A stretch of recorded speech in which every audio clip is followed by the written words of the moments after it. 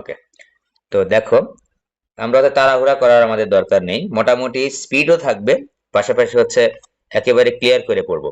আমাদের পড়ার ধরনটা হবে এরকম, যে টপিকটা আমরা পড়বো সেই টপিক থেকে সব ধরনের প্রশ্ন আমরা যেন সুন্দরভাবে সঠিকভাবে অ্যান্সার করতে পারি।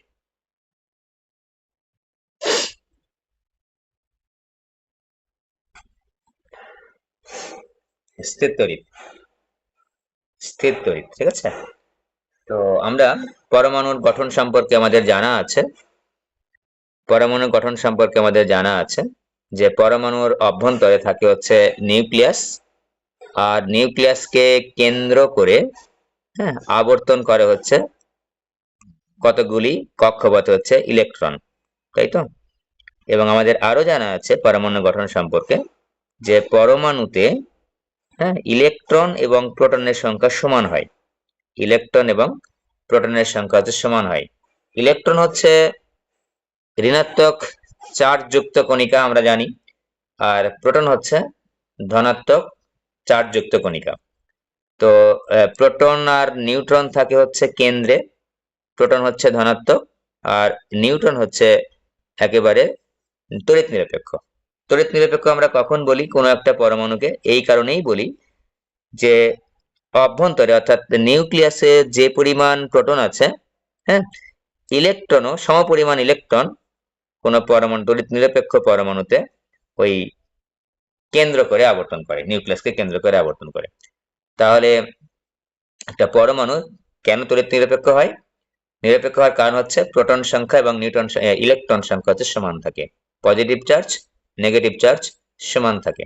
তাহলে এই যে ধর্মগুলা নিয়ে আমরা কথাবার্তা বললাম, যে প্রোটন নিউট্রন ইলেকট্রন, এগুলো হচ্ছে পদার্থ সৃষ্টিকারী কণা। খেয়াল করে দেখো, আমরা ডাল্টনের পরমাণুবাদীতে পড়েছিলাম যে ক্ষুদ্র ক্ষুদ্র কণা দ্বারা গঠিত, ঠিক আছে।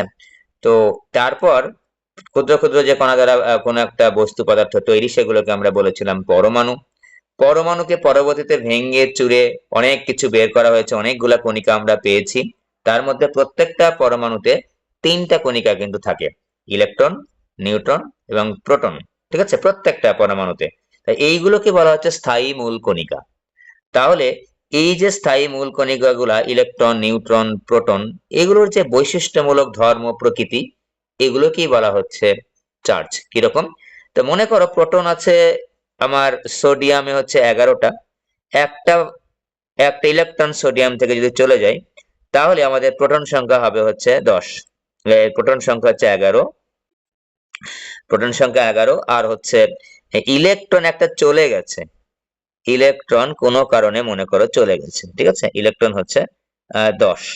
তো আমাদের এটাও জানা আছে যে ইলেকট্রন যায় কখন, ইলেকট্রন কখন কোনো একটা পরমাণুতে প্রবেশ করে।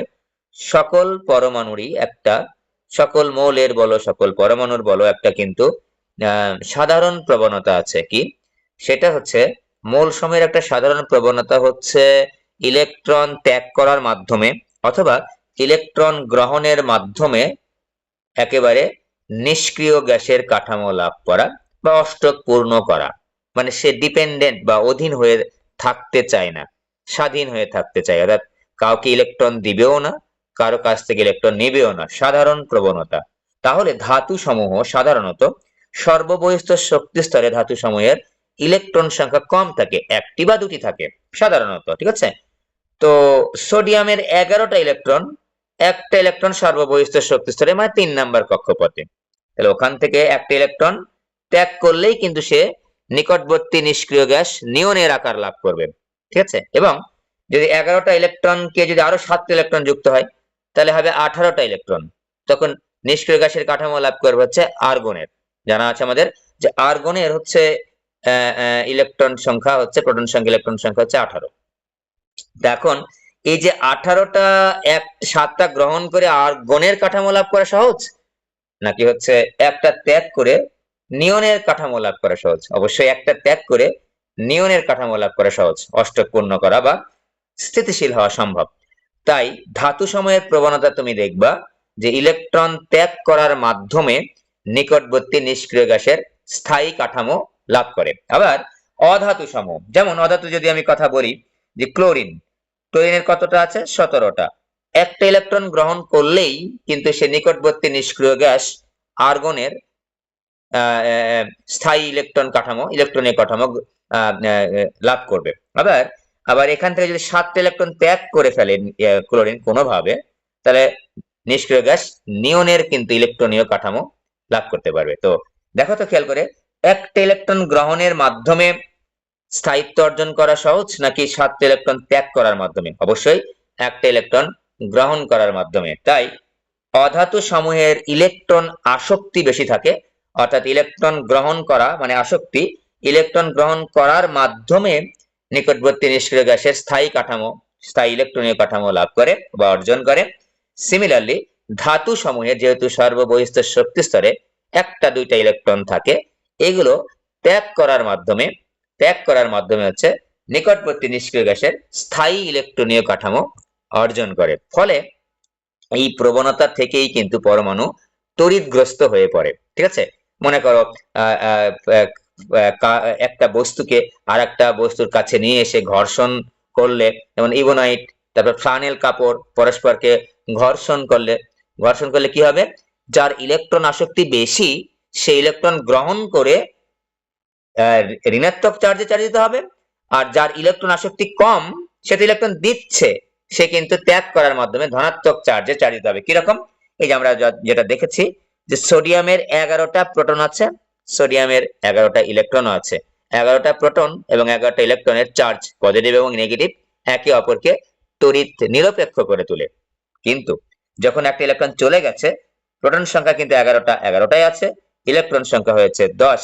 তাহলে দেখো তো 10টা ইলেকট্রনের চার্জ 10টা প্রোটনের চার্জকে নিরপেক্ষ করবে, আর বাদ বাকি কি থাকলো? আরো একটা প্রোটন কিন্তু চার্জ কিন্তু থেকে গেল। সেই 4টা প্রোটনের চার্জ যেহেতু ধনাত্মক, তাই একটা ইলেকট্রন যদি কোনো পরমাণু থেকে চলে যায় তখন আমরা লিখি হচ্ছে প্লাস চার্জে চার্জিত হয়েছে। সিমিলারলি ক্লোরিন যদি একটা ইলেকট্রন গ্রহণ করে, আগেই বলেছি যেহেতু এটা অধাতু, তাহলে খেয়াল করে দেখো প্রোটনের এখানে আমার আগে কত ছিল? আগে ছিল 17, প্রোটনের 17 ছিল, ইলেকট্রনের 17 ছিল। এখন ইলেকট্রন গ্রহণ করার ফলে প্রোটন হয়ে গেল হচ্ছে 17ই থাকলো, আর ইলেকট্রন হয়ে গেল 18। এবার দেখো তো ইলেকট্রন যেহেতু 18 হয়ে গেছে, তো 17টা প্রোটন 17টা ইলেকট্রনকে তড়িৎ নিরপেক্ষ করে তুলবে, আর বাদ বাকি একটা ইলেকট্রনের চার্জ কি হবে? ঋণাত্মক হবে। তখন ওই পরমাণুটা ঋণাত্মক চার্জে চার্জিত হয়, সেটাকে আমরা লিখছি হচ্ছে নেগেটিভ চার্জ। এভাবে পরমাণু ইলেকট্রন আদান প্রদানের মাধ্যমে চার্জগ্রস্ত হয়ে পড়ে। যেখানে চার্জ সৃষ্টি হলো সেই চার্জ যদি সেখানেই থেকে যায়, সেখানে অবস্থান করে স্থির থাকে, সেটাকে বলবো আমরা স্থির তড়িৎ বা স্থিতিশীল বা স্থির চার্জের যে প্রভাব বা ক্রিয়া, স্থির চার্জের প্রভাব বা ক্রিয়াকে আমরা বলছি স্থির তড়িৎ। আর যদি ওই চার্জ কোনো তড়িৎ পরিবাহী তারের মধ্য দিয়ে প্রবাহিত হয়ে এক স্থান থেকে অন্য স্থানে চলে যায় বা যায়, তখন সেটাকে বলবো আমরা চলতড়িৎ। তাহলে গতিশীল চার্জের প্রভাব বা ক্রিয়াকে আমরা বলছি চলতড়িৎ, স্থির চার্জের ক্রিয়াকে আমরা বলছি প্রভাবকে আমরা বলছি স্থির তড়িৎ। আর যদি ওই চার্জটা গতিশীল হতে পারে কোনো কন্ডাক্টর বা পরিবাহীর মধ্য দিয়ে, সেই প্রভাব বা ক্রিয়াকে আমরা বলছি হচ্ছে চলতড়িৎ। আমরা এই চ্যাপ্টারে স্থির তড়িৎ নিয়ে আলোচনা করব। ঠিক আছে, তাহলে আমরা শিখলাম চার্জ কিভাবে পরমাণুতে সৃষ্টি হয়। এবং তোমাদের এখানে বইতে দেখবা যে দুইটা বস্তু পরস্পরের সাথে ঘর্ষণ করলে হচ্ছে কোন বস্তুটা হচ্ছে ধনাত্মক চার্জে চার্জিত হবে এবং কোন বস্তুটা হচ্ছে ঋণাত্মক চার্জে চার্জিত হবে। বই দেখে একটু পড়ে নিবা।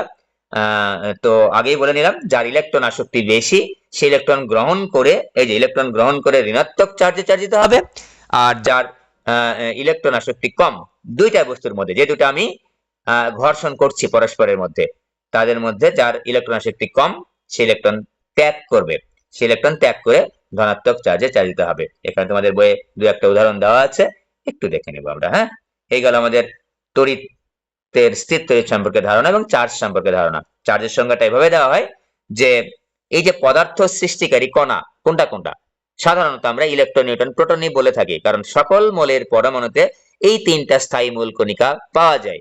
তাই পদার্থ সৃষ্টিকারী কণা সমূহের এই যে বৈশিষ্ট্যমূলক একটা ধর্ম, এটাকেই বলা হচ্ছে চার্জ। এভাবে চার্জের সংজ্ঞায়িত করা হয়। পদার্থ সৃষ্টিকারী কণা সমূহের বৈশিষ্ট্যমূলক ধর্মকে বলা হচ্ছে চার্জ। ঠিক আছে, চার্জ সম্পর্কে আমরা আইডিয়া নিলাম। এখন চার্জের ক্ষেত্রে দুইটা নিয়ম প্রযোজ্য। মনে করো চার্জিত হয়ে গেছে কোনো একটা পরমাণু, ধনাত্মক অথবা ঋণাত্মক চার্জে চার্জিত হয়ে গেছে, তাহলে দুইটা নিয়ম প্রযোজ্য হয়। তো কিরকম নিয়ম? চার্জের ক্ষেত্রে সূত্র হচ্ছে দুইটা। একটা হচ্ছে সমধর্মী চার্জ পরস্পরকে বিকর্ষণ করে। সমধর্মী চার্জ ছোট্ট করে লিখলাম, পরস্পরকে বিকর্ষণ করে। হ্যাঁ, পরস্পরকে বিকর্ষণ করে। আর বিপরীত ধর্মী চার্জ, দেখো তো খেয়াল করে, বিপরীত ধর্মী মানে হচ্ছে একটা ধনাত্মক একটা ঋণাত্মক, আর সমধর্মী মানে হচ্ছে দুইটাই ধনাত্মক অথবা দুইটাই ঋণাত্মক। ঠিক আছে, বিপরীত ধর্মী চার্জ পরস্পরকে হচ্ছে আকর্ষণ করে। এখন বিপরীত ধর্মী চার্জ পরস্পরকে আকর্ষণ করে। তো এই যে আমরা বললাম সমধর্মী চার্জ পরস্পরকে আকর্ষণ করে, অথবা সমধর্মী চার্জ পরস্পরকে বিকর্ষণ করে, অথবা বিপরীত ধর্মী চার্জ পরস্পরকে আকর্ষণ করে। তো বিজ্ঞানী কুলম্বো এই সমধর্মী চার্জ বলো আর বিপরীত ধর্মী চার্জ বলো, পরস্পরকে কত বলে আকর্ষণ করে বা পরস্পরকে কত বলে বিকর্ষণ করে, এইটা সম্পর্কে একটা সূত্র প্রদান করেছেন। সেটা হচ্ছে স্থির তড়িতের ক্ষেত্রে সেটাকে আমরা বলছি কুলম্বের সূত্র। ঠিক আছে, কুলম্বের সূত্র। তাহলে কি বললাম? দুটা চার্জ পরস্পরকে কি পরিমাণ বলে আকর্ষণ করে অথবা কি পরিমাণ বলে বিকর্ষণ করে, সে সম্পর্কে কুলম্ব যে সূত্রটা দিয়েছেন সেটাকে আমরা বলছি কুলম্বের সূত্র স্থির তড়িতের ক্ষেত্রে। আমরা এখানে একটা জিনিস মনে রাখবো, আমি এখন কুলম্বের সূত্র স্টাডি করছি। আমরা কুলম্বের সূত্র স্টাডি করতে যে খুবই একটা ইম্পর্টেন্ট কনসেপ্ট আমাদের জানা দরকার, সেটা হচ্ছে বিন্দু চার্জ। তো কুলম্বের সূত্রটা হচ্ছে বিন্দু চার্জের ক্ষেত্রে প্রযোজ্য হয়। ঠিক আছে, বিন্দু চার্জের ক্ষেত্রে প্রযোজ্য হয়। তো বিন্দু চার্জটা কি? তো বিন্দু চার্জটা হচ্ছে চার্জের পরিমাণটা যদি অতি ক্ষুদ্র হয়, অতি অল্প হয়, ঠিক আছে, সেটাকে আমরা বিন্দু চার্জ ধরে নিই। ঠিক আছে, দুইটা চার্জ পরস্পর থেকে, মনে করো দুটা বস্তু বিভিন্ন ধরনের আধানে বা তড়িৎগ্রস্ত বস্তু, মানে চার্জিত বস্তু, ধনাত্মক হতে পারে অথবা ঋণাত্মক হতে পারে। দুটা বস্তু, এটাও একটা চার্জিত বস্তু মনে করো, এটাও একটা চার্জিত বস্তু মনে করো। ঠিক আছে, এই দুইটা বস্তুর দূরত্বের তুলনায় চার্জের পরিমাণটা যদি অতি ক্ষুদ্র হয়, দুইটা চার্জগ্রস্ত বস্তুর দূরত্বের তুলনায়, তাদের মধ্যকার দূরত্ব তুলনায় যদি চার্জের পরিমাণটা অতি ক্ষুদ্র হয়, অতি অল্প হয়, সেটাকে আমরা বলছি হচ্ছে একেবারে বিন্দু চার্জ। তাহলে চার্জ যদি খুবই ছোট বা ক্ষুদ্র হয়, সেটাকে আমরা বলছি বিন্দু চার্জ।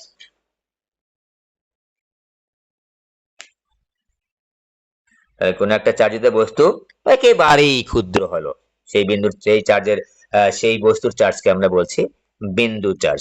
তো বিন্দু চার্জের নাম দিলাম একটা Q1, একটা নাম দিলাম হচ্ছে Q2। তো এই দুটা চার্জ কিন্তু পরস্পর থেকে কত দূরত্বে আছে? ধরে নিচ্ছি আমরা r দূরত্বে আছে। এই যে r দূরত্বে আছে, দেখো এই যে Q1 চার্জ, Q2 চার্জ। এই চার্জের প্রকৃতি কিন্তু আমরা এখনো বলি নাই। তাহলে এই চার্জকে আকর্ষণ করতে পারে, আবার এই চার্জকে পরস্পরকে বিকর্ষণ করতে পারে। তো আমরা যতক্ষণ পর্যন্ত প্রকৃতি বলবো না, চার্জের প্রকৃতি কি ধনাত্মক অথবা ঋণাত্মক, ততক্ষণ পর্যন্ত আমরা কি করব? ততক্ষণ পর্যন্ত আমরা বলবো যে আকর্ষণ বল বা বিকর্ষণ বল। কিন্তু যখন আমরা একেবারে চার্জের প্রকৃতি এটাও পজিটিভ, তখন বলবো আমরা হচ্ছে বিকর্ষণ বল। এইটা ঋণাত্মক, বিকর্ষণ বল। একটা ধনাত্মক অন্যটা ঋণাত্মক, তখন আমরা বলবো হচ্ছে আকর্ষণ বল। এখন যেহেতু চার্জের প্রকৃতি সামনে কোনো চিহ্ন দিই নাই, প্লাস অথবা মাইনাস, এখন আমরা কি বলবো? যে ধনাত্মক, সরি, কি বলে, আকর্ষণ বল অথবা বিকর্ষণ বল। তাহলে দেখো তো, কুলম্ব বললেন, তার গবেষণা লব্ধ ফলাফল থেকে আমাদের সামনে উপস্থাপন করলেন যে এই বলের পরিমাণটা চার্জ দ্বয়ের পরিমাণের উপর নির্ভর করে, অর্থাৎ গুণফলের সমানুপাতিক। কিরকম? চার্জ দ্বয়ের পরিমাণ যত বাড়বে, দেখো তো, গুণফল তত বাড়বে, বলের পরিমাণ তত বাড়বে। সেটা আকর্ষণ হতে পারে, বিকর্ষণ হতে পারে। তো এখানে আর স্থির দাও, এখানে চলক হচ্ছে চার্জ আর দূরত্ব। চার্জ দ্বয়ের পরিমাণ হচ্ছে Q1 Q2, আর দূরত্বকে আমরা লিখেছি r। তাহলে এখন তোমাকে যদি প্রশ্ন করা হয়, দেখো আমি কিন্তু এখানে যেভাবে পড়াচ্ছি তোমাদের, ছোট প্রশ্ন, 2 মার্কের প্রশ্ন, জ্ঞানমূলক, নৈর্ব্যক্তিক, টোটাল কিন্তু কভার করে পড়াচ্ছি, আলাদা করে পড়ার কিছু নেই। আলাদা করে স্যার নোট করে দিবেন, দরকার নাই বাবা। তুমি একটা টপিক পড়বা, সেই টপিক থেকে যে কোনো ভাবেই প্রশ্ন আসুক, যত ধরনের প্রশ্ন আসুক তুমি পারবা। ও টপিকটা তোমাকে গুরুত্ব দিয়ে পড়তে হবে। আমি পড়াচ্ছি, আমি তোমাকে নোট দিচ্ছি, হ্যান্ড নোট দিচ্ছি। হ্যান্ড নোট কিন্তু একেবারে ক্ষুদ্র জিনিস, এটা কিন্তু কখনোই একেবারে রেফারেন্স হিসেবে নেওয়া যাবে না। হ্যান্ড নোট কিরকম দিয়েছি, যে ওই টপিকের বা ওই চ্যাপ্টারের কিছু গুরুত্বপূর্ণ জিনিসগুলো তোমাকে নোট নোট করে দিয়েছি। তোমাকে বই কিন্তু সাহায্য নিতেই হবে, বইয়ের উপরে কোনো কিছু নেই, কারণ তোমাকে বইয়ের চোখ দিতেই হবে, তাহলে তোমার নৈর্ব্যক্তিক গুলা ক্লিয়ার হয়ে যাবে। নোট করা সম্ভব না সবগুলো টপিক লিখে, তাহলে নোট তো বইয়ের চাইতে মোটা হয়ে যাবে, ঠিক আছে। তো আমরা ইম্পর্টেন্ট যে টপিক গুলো একটু নোট ডাউন করে দিই তোমাদের পড়ার সুবিধার্থে। তার মানে এই না যে নোটই সবকিছু, এটা কখনো তোমাদের বলিও নাই, বলবোও না। বই সবকিছু বলতে পারি, নোট করে দিয়েছি জাস্ট ইম্পর্টেন্ট টপিক গুলা দেখানোর জন্য, যে চোখের কাছে যেন সহজে পেয়ে যাও। যখন তুমি হচ্ছে বিভিন্ন পরীক্ষায় অংশগ্রহণ করবে, একটু দেখে গেলা বা একটু নিলা, ঠিক আছে। বই দেখতে হবে আমাকে কিন্তু, ওকে। তাহলে এখন তোমাকে প্রশ্ন করলাম যে চার্জ দ্বয়ের মান দ্বিগুণ করা হলো, উভয় চার্জের মান দ্বিগুণ করা হলো। দেখো তো, এটার মানও দ্বিগুণ, এটার মানও দ্বিগুণ, 2 আর 2 গুণ করলে কত হয়? 4। তার মানে আমি বলের পরিমাণটা পাবো 4 গুণ। এবার বললাম প্রথম চার্জ বা উভয় চার্জের মানে 3 গুণ করা হলো, 3 গুণ 3, যেহেতু গুণ অবস্থায় আছে তাহলে বলের পরিমাণটা কত হবে? 9 গুণ হবে, যখন আমার দূরত্ব স্থির থাকবে। তো আমি এই দূরত্বকে আমি যদি একটু লাইন টেনে দেখাই, এটা কিন্তু এই লাইনটা কিন্তু যে টেনেছি, এটা কিন্তু দূরত্বের লাইন, এটা কিন্তু কোনো তার না।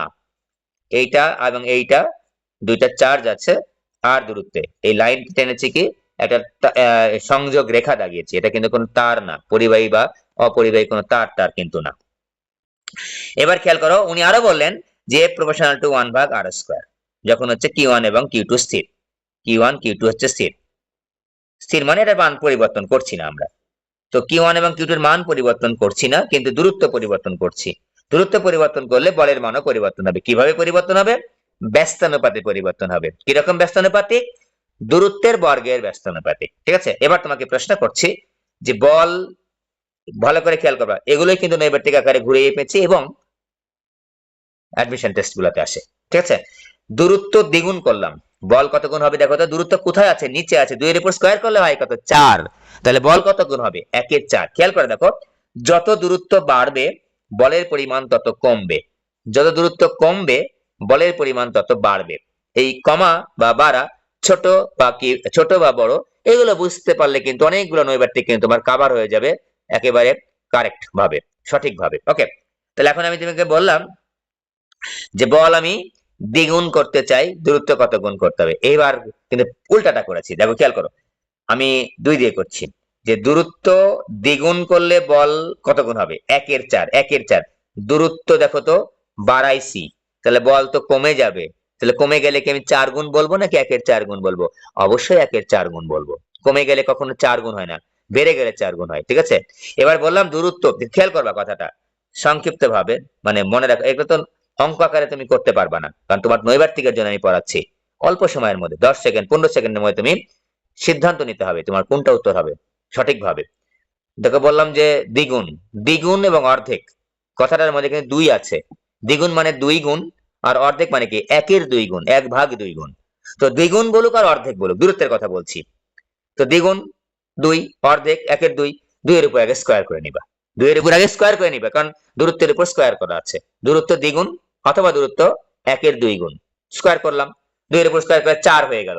এখন যদি তোমাকে বলা হয় দূরত্ব দ্বিগুণ করা হয়েছে, তাহলে বল কত গুণ হবে? দেখো তো, দূরত্ব বেড়ে গেল, বল তো কমে যাবে, হ্যাঁ, তাহলে আমি বলবো 1 এর 4 গুণ হবে বল। এবার দেখো বললাম যে দূরত্ব অর্ধেক করা হয়েছে, অর্ধেক মানে 1 এর 2 কমে গেছে, তাহলে এবার বল কত গুণ হবে? 4 গুণ হবে।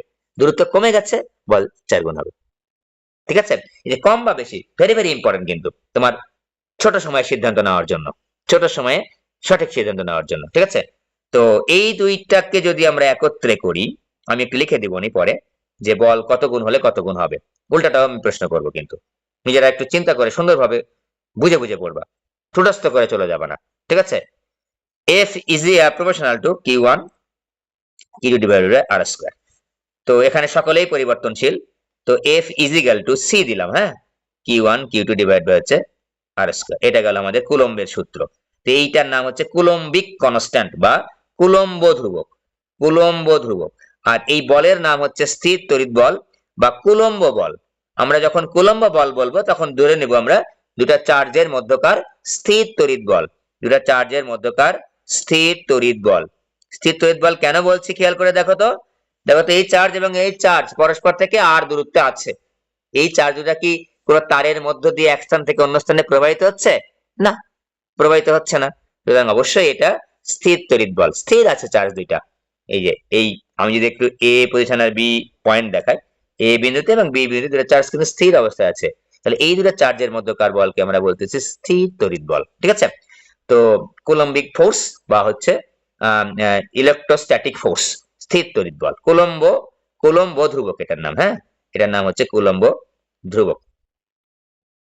কুলম্ব ধ্রুবক, তো কুলম্ব ধ্রুবক। তো আমরা এখন খেয়াল করো এখানে তিনটা জিনিস কিন্তু আছে, দুটা চার্জ আছে, দুটা চার্জের দূরত্ব আছে।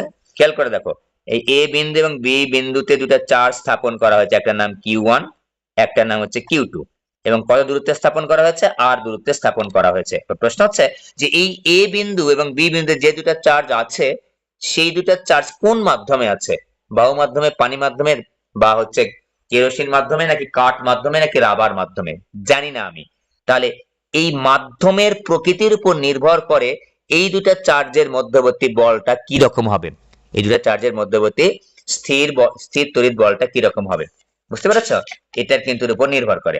তো এখন আমরা আমাদের একটা ছোট্ট প্রশ্ন এখন শিখলাম, দেখো খেয়াল করো আমরা এখান থেকে কি কি প্রশ্নগুলা হাইলাইট করছি।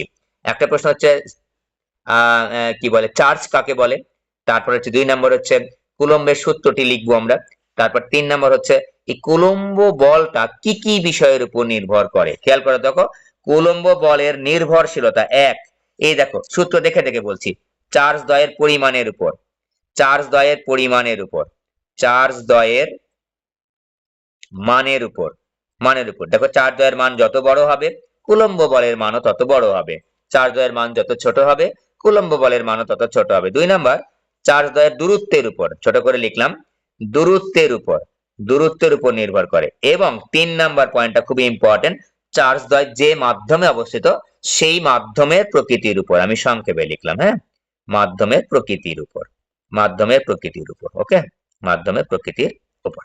ঠিক আছে, তাহলে আমাদের পরীক্ষায় প্রশ্ন আসে 2 মার্কের জন্য যে কুলম্ব বলের মান কি কি বিষয়ের উপর নির্ভর করে। আমাদের উত্তর হবে কুলম্ব বলের মান নির্ভর করে নিম্নলিখিত বিষয়ের উপর। মুখস্থ করার কোনো দরকার নেই, সংজ্ঞা পড়েছি, সূত্র পড়েছি, ইজিলি কিন্তু আমরা এক্সপ্লেইন করতে পারবো সুন্দরভাবে। চার্জ দ্বয়ের পরিমাণের উপর, চার্জ দ্বয়ের দূরত্বের উপর, আর চার্জ দ্বয় যে মাধ্যমে অবস্থিত সেই মাধ্যমের প্রকৃতির উপর। দরকার হলে আমরা হচ্ছে এইটাকে সংজ্ঞায়িত করার জন্য বা এই প্রশ্নের উত্তর দেওয়ার জন্য এইটুকা তো পয়েন্ট লিখবই, পাশাপাশি আমরা এই সূত্রটা একটু লিখে দিব, যে কুলম্ব বলের সূত্রটা লিখে দিয়ে ওখান থেকে এক্সপ্লেইন করবো।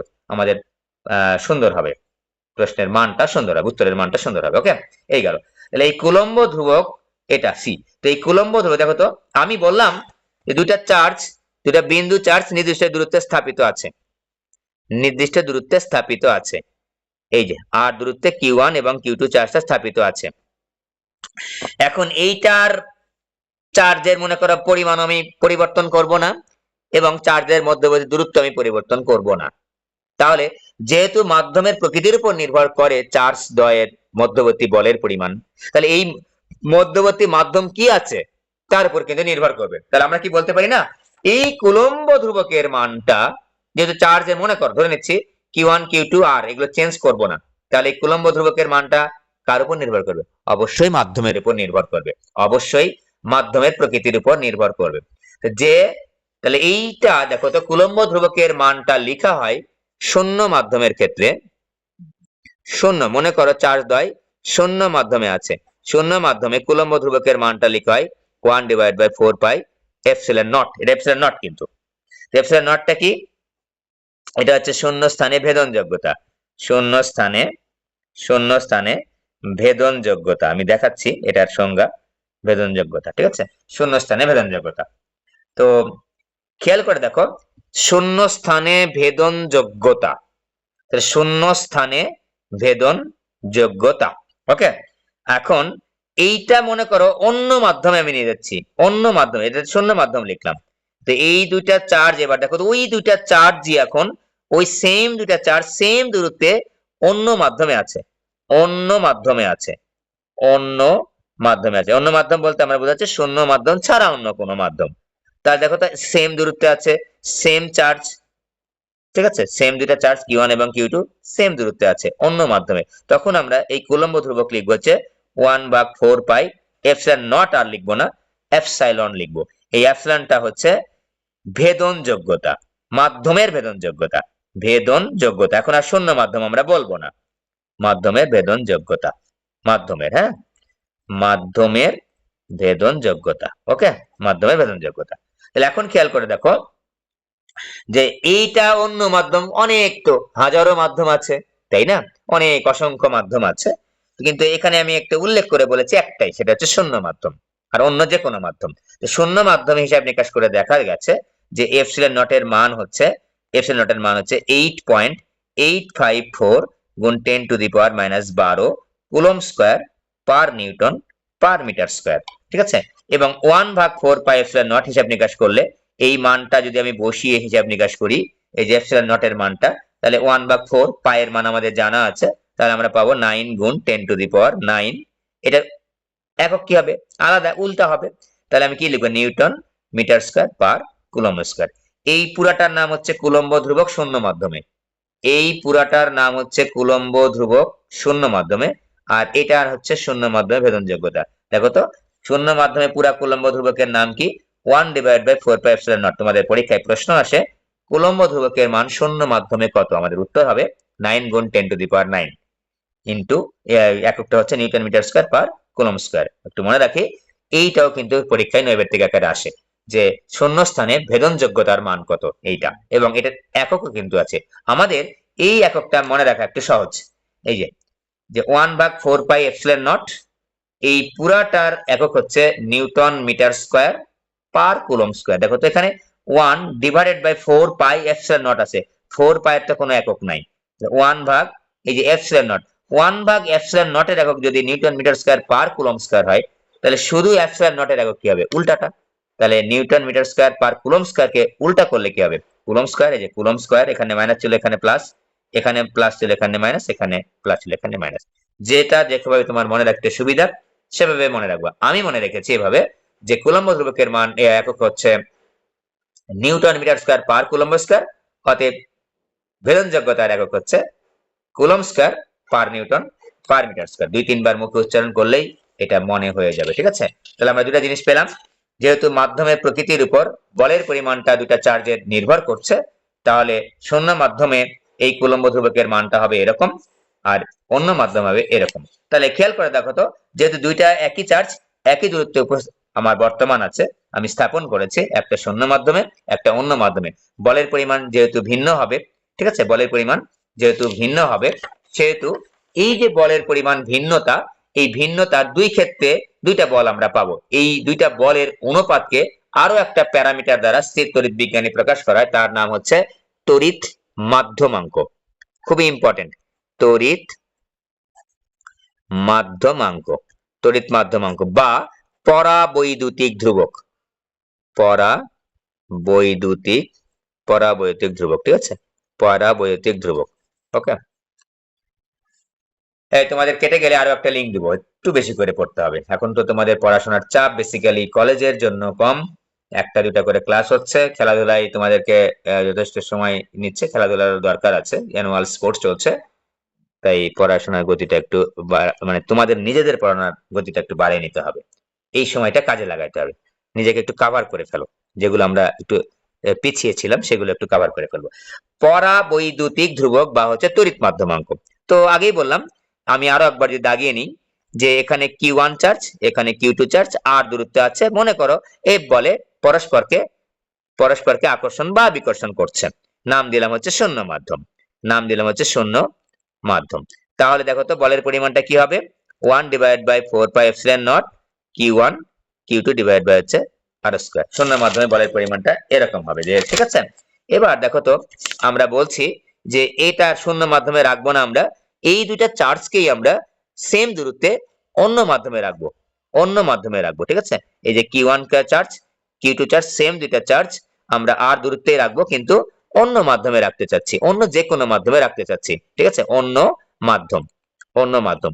তো অন্য মাধ্যমে যদি আমরা রাখি তাহলে দেখো তো তাদের মধ্যবর্তী বল কত হবে, এফ এম লিখলাম এটা, হ্যাঁ এফ এম মানে যে মাধ্যমে আমরা রেখেছি সেই মাধ্যমে, অন্য মাধ্যম কি বলে শূন্য ছাড়া অন্য কোনো মাধ্যমে, তখন আমি লিখবো 1/4 পাই এপসিলন নট, আর লিখবো না এপসিলন লিখবো এই যে Q1 Q2 ডিভাইড বাই হচ্ছে আর স্কয়ার।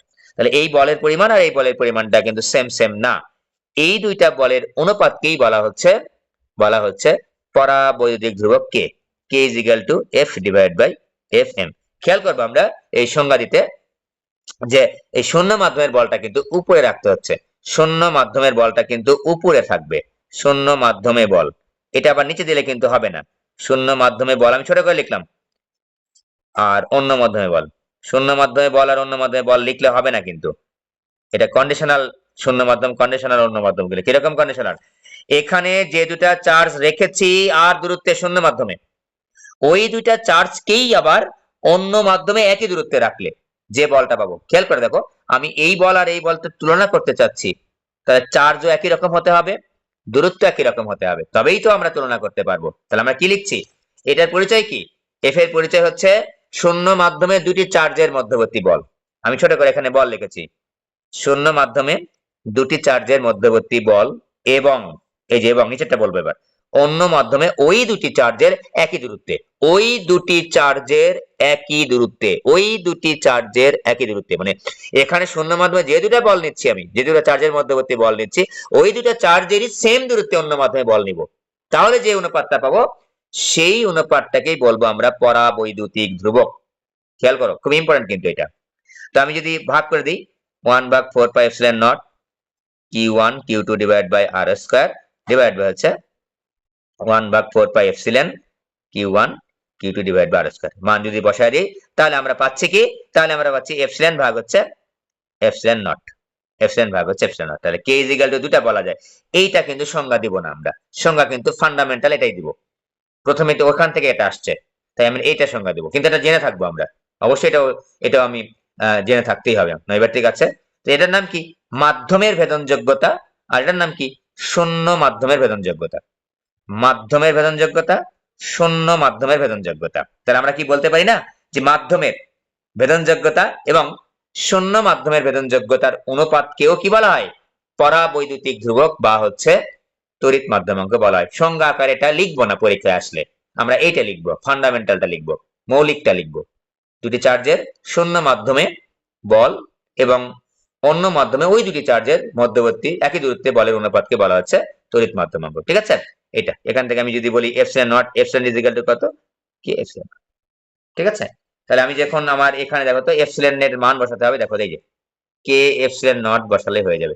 একটা কথা এখন বারবার বলছি, যেহেতু ভেদনযোগ্যতা, এই ভেদনযোগ্যতার সংজ্ঞাটা এখন দিলেই কিন্তু আমরা বুঝতে পারবো যে সবচাইতে বল কোনটা বড়। ছোট করে আগে বলে নিচ্ছি যে শূন্য মাধ্যমে দুটা চার্জের মধ্যবর্তী বলের পরিমাণটা সবচাইতে বেশি, শূন্য মাধ্যমে দুটা চার্জের মধ্যবর্তী বলের পরিমাণটা সবচাইতে বেশি, অন্য মাধ্যমে যে আমরা স্থাপন করেছি ওই দুটা চার্জ একই দূরত্বে, সেই বলের পরিমাণটা কম হবে। সুতরাং আমরা অবশ্যই বলতে পারি যে শূন্য মাধ্যমে যেহেতু বলের পরিমাণটা বেশি, অবশ্যই কনসেপচুয়াল রাখবে যায় যে K is greater than always 1 হবে। শূন্য মাধ্যমের বলটা যেহেতু বেশি, তাহলে শূন্য মাধ্যমের বলের পরিমাণটা যদি অন্য মাধ্যমে ওই দুটি চার্জের একই দূরত্বে বলের পরিমাণের চাইতে বেশি হয়, তাহলে এফ কে যদি আমরা, শূন্য মাধ্যমের বলকে যদি আমরা অন্য মাধ্যমের বল দিয়ে ভাগ করি, তাহলে একের চাইতে বড় মান পাবো, এটা কমপক্ষে আমরা বলতে পারছি। তাহলে এখন এইটুকু একটু মনে রাখলে কি সুবিধা আছে, যে অন্য যে কোনো মাধ্যমের বলের তুলনায় শূন্য মাধ্যমে ওই দুটা চার্জের মধ্যবর্তী বলটা বেশি হবে। তা আমি এখন বললাম যে কে এর মান 5 দ্বারা কি বুঝো, K is equal to 5, K is equal to 5, দেখো খেয়াল করো, তোমার যদি মনে না থাকে তবুও তুমি বলতে পারবা কি রকম, যে কে ইজ ইকুয়াল টু 5, তোমাকে বললো যে পরাবৈদ্যুতিক ধ্রুবক কোন মাধ্যমের, এই পরাবৈদ্যুতিক ধ্রুবক কার হয়, কোন মাধ্যমের হয়, ঠিক আছে, কোন মাধ্যমের পরাবৈদ্যুতিক ধ্রুবক বা তড়িৎ মাধ্যমাঙ্ক 5 বলতে কি বুঝায়, তুমি এখানে লিখে নাও না, এফ কে মানে কি, F divide by F nought, F F divide by F M is equal to 5, দেখো তো খেয়াল করে, F is equal to 5 F M. দেখো আমি এখন এখন কিন্তু আমার বলতে কিন্তু আর কঠিন লাগতেছে না, কিন্তু এখন কিন্তু সুবিধা খুবই সহজ হয়ে গেছে এখন, যে শূন্য মাধ্যমের দুটা চার্জের মধ্যবর্তী বলের পরিমাণটা ওই মাধ্যমের ওই দুটা চার্জের একই দূরত্বে বলের পরিমাণের 5 গুণ। উল্টা কথা যদি আমি বলি, এখন বললাম স্যার না আমি একটু উল্টা করে বলতে চাচ্ছি যে F M is equal to কত, যে মাধ্যমের পরাবৈদ্যুতিক ধ্রুবক হচ্ছে 5, সেই মাধ্যমের বলটা শূন্য মাধ্যমের তুলনায় কত, 1/5, 1/5 ইন্টু, দেখো তো এফ, দেখো তোমার কিন্তু এখানে খাটনি হচ্ছে না, গণিত আমাকে পদার্থবিজ্ঞানটাকে সহজ করে দিয়েছে, তাই গণিতের সাহায্য আমরা যেখানেই পাবো সেখানে লুফে নিব, না গণিত দিয়ে ব্যাখ্যা করতে পারছি আমি, তার মানে ওই জায়গাগুলোতে আমার ব্যাখ্যা করাটা সহজ হয়ে যাবে, ঠিক আছে। তাহলে দেখো তো অন্য মাধ্যমের বলের পরিমাণ শূন্য মাধ্যমের বলের 1/5 গুণ। খেয়াল করো, বলের পরিমাণ যখন বেশি হয়, বলের পরিমাণ যখন বেশি হয় তখন অন্য মাধ্যমের 5 গুণ বলবো, আর বলের পরিমাণ যখন কম, দেখো খেয়াল করে, তাহলে শূন্য মাধ্যমের বলের কত গুণ, 1/5 গুণ বা 5/1 ভাগ। মনে রাখবো আমরা একটা কথা, যে শূন্য মাধ্যমের বলের পরিমাণটা সবচাইতে বেশি, শূন্য মাধ্যমের বলের পরিমাণটা সবচাইতে বেশি। তাহলে কোন মাধ্যমের পরাবৈদ্যুতিক ধ্রুবক 5 বলতে বোঝায় ওই মাধ্যমে বলের পরিমাণটা শূন্য মাধ্যমের বলের পরিমাণের 1/5 গুণ, অথবা শূন্য মাধ্যমের বলের পরিমাণটা ওই মাধ্যমের বলের পরিমাণের, ঠিক আছে, 5 গুণ। দেখো সুন্দর করে কিন্তু আমি বোঝানোর চেষ্টা করেছি, পারার কথা। এবার আসো হচ্ছে যেটা আমি বললাম যে ভেদনযোগ্য কি।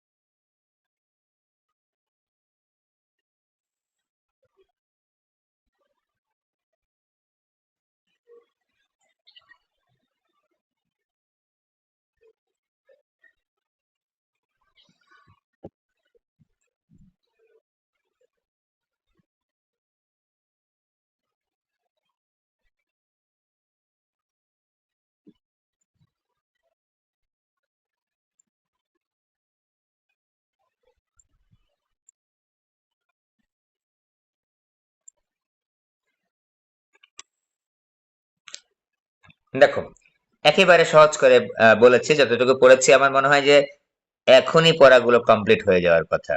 এখনই আমরা সবসময় চেষ্টা করব ক্লাসটা হওয়ার সাথে সাথেই যেন ক্লাসটা মোটামুটি আমাদের আয়ত্তের মধ্যে চলে আসে, ঠিক আছে। বিভিন্ন ধরনের প্রবলেম গুলো আমরা সলভ করব, বিভিন্ন ধরনের প্রবলেম গুলো সলভ করব, কঠিন থেকে শুরু করে সহজ কঠিন সবগুলা, কঠিন গুলাও করবো আমরা, মোটামুটি কঠিন গুলা করবো, ঠিক আছে, যেগুলো আমাদের পরীক্ষার জন্য অত্যন্ত গুরুত্বপূর্ণ হবে। একেবারে সহজ প্রশ্ন কিন্তু বোর্ড পরীক্ষাতেও হবে না, ঘুরিয়ে পেঁচিয়ে কিন্তু ফিজিক্সের প্রশ্ন বিশেষ করে ঘুরিয়ে পেঁচিয়ে কিন্তু হয়। সুতরাং টপিক সম্পর্কে তোমার স্পষ্ট ধারণা থাকতে হবে। শুধুমাত্র সহজ সহজ অঙ্ক করে গেলে কিন্তু পরীক্ষার হলে কমন পাবা না, এরকম হবে না, পদার্থ বিজ্ঞানের কমপক্ষে এরকম হবে না। আরো একটা বিষয় হচ্ছে প্রত্যেকটা অধ্যায় তোমাকে পড়তে হবে, কারণ অধ্যায় 10টা, প্রশ্ন হচ্ছে 8টা হবে। এমন হতে পারে যে তুমি ভালোভাবে প্রিপারেশন নিয়েছো যে অধ্যায়টা, সেই অধ্যায় থেকে কঠিন প্রশ্ন চলে আসছে, সেখান থেকে কঠিন প্রশ্ন চলে আসছে, ঠিক আছে। তো এই জন্য আমরা টোটালি পড়বো আমরা, ঠিক আছে। কখন কোনটা থেকে সহজ প্রশ্ন হবে, কোনটা থেকে কঠিন প্রশ্ন হবে, এগুলো তো বলা যায় না। ভেদনযোগ্যতা খেয়াল করে দেখো তো, তো আমরা এখানে একটা চার্জ নিলাম মনে করো, এই যে এটা এই গোল্লা দিয়ে একটা চার্জকে আমরা ইন্ডিকেট করছি মনে করো, হ্যাঁ। তো এই চার্জের চারিপাশে কিন্তু একটা ক্ষেত্র তৈরি হয়, যে ক্ষেত্রের মধ্যে চার্জের প্রভাবটা বিদ্যমান থাকে। হ্যালো, হ্যাঁ হ্যাঁ বলেন। আচ্ছা ঠিক আছে, আমি ঠিক আছে, ওকে, ঠিক আছে। একটু খেয়াল করো যে এখানে একটা চার্জ দেখেছি, এই চার্জের কিন্তু প্রভাবটা একটা নির্দিষ্ট এলাকা জুড়ে কিন্তু বিদ্যমান থাকে। ধরে নিচ্ছি আমরা, ধরে নিচ্ছি ফর এক্সাম্পল আমি একটা এই যে একটা চিহ্নের মাধ্যমে এই এলাকার মধ্যে এই চার্জের প্রভাবটা বিদ্যমান আছে, এই চার্জের প্রভাবটা বিদ্যমান আছে। তো প্রভাব বিদ্যমান থাকা স্যার কিভাবে বুঝবো? তো ধরে নাও এই কলমটাই একটা হচ্ছে অন্য একটা বস্তু, চার্জিত বস্তু ধরে নিলাম, চার্জিত বস্তু ধরে নিলাম। এই কলমটা এই এলাকার মধ্যে যখন নিয়ে আসতেছি, খেয়াল করে দেখো, এই যে এই চার্জের এলাকার মধ্যে যখন নিয়ে আসতেছি, এই চার্জ এই কলমটাকে আকর্ষণ বা বিকর্ষণ করছে। কিন্তু যখন আমি এই এলাকার বাইরে কলমটা রাখছি, কলম কিন্তু বলতে কিন্তু আমি একটা চার্জিত বস্তু বোঝাচ্ছি মনে করো ফর এক্সাম্পল, এটাকে কিন্তু এই চার্জের চার্জটা কিন্তু আকর্ষণও করছে না, বিকর্ষণও করছে না। তার মানে কি, যখন দেখবো যে যে এলাকার মধ্যে অন্য একটা চার্জিত বস্তুকে নিয়ে আসলে, হ্যাঁ, এই চার্জটা আকর্ষণ বা বিকর্ষণ বল লাভ করে, সেই এলাকাটাকে এই চার্জের জন্য আমরা বলবো হচ্ছে তড়িৎ ক্ষেত্র। বুঝতে পেরেছ? যে এলাকা জুড়ে এই চার্জের প্রভাব বিদ্যমান থাকে, তাহলে প্রভাবটা কিভাবে বুঝবো আমরা?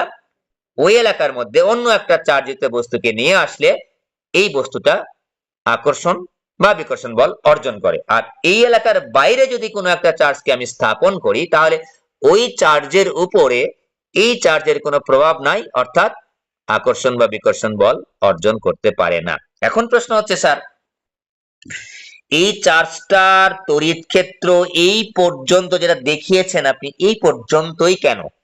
তার মানে এই এলাকাটা, এই চার্জ একটা নির্দিষ্ট এলাকা ভেদ করে করে এই এলাকা পর্যন্ত এর প্রভাবটাকে বিস্তার করতে পেরেছে, এই এলাকাটায় প্রস্তাব। তো যদি দেখো তো, যদি বাধা যদি বেশি হয়, প্রতিবন্ধকতা যদি বেশি হয়, তাহলে এই চার্জের অঞ্চলটা বা তড়িৎ ক্ষেত্রটা ছোট হবে। আর যদি এই মাধ্যমের প্রতিবন্ধকতা অনেক কম হয়, প্রতিবন্ধকতা নাই বললেই চলে বা অনেক কম, তখন দেখো তো এই চার্জটা অনেক বড় এলাকা জুড়ে তার তড়িৎ ক্ষেত্র বা প্রভাব বিস্তার করতে পারবে। বাধা নাই, বাধা অনেক কম বা বাধা অতি অল্প, তখন অনেক বড় এলাকা জুড়ে কিন্তু তার প্রভাবটা বিস্তার করতে পারবে। এই যে এই যে দেখো তো, এই মাধ্যমের উপর নির্ভর করবে যে এই চার্জটা কি রকম এলাকা জুড়ে প্রভাব বিস্তার করতে পারবে, কি রকম এলাকা জুড়ে তড়িৎ ক্ষেত্র গঠন করতে পারবে। প্রভাব বিস্তার করা মানে কি? তড়িৎ ক্ষেত্র গঠন করা, ঠিক আছে। এই যে তড়িৎ ক্ষেত্র গঠন করতে যে আমরা একটা বাধার সম্মুখীন হলাম বা প্রতিবন্ধকতার সম্মুখীন হলাম, এটাকেই বলা হচ্ছে আমাদের স্থির তড়িৎ বিজ্ঞানে ভেদনযোগ্যতা। তাহলে আমরা কি বলছি?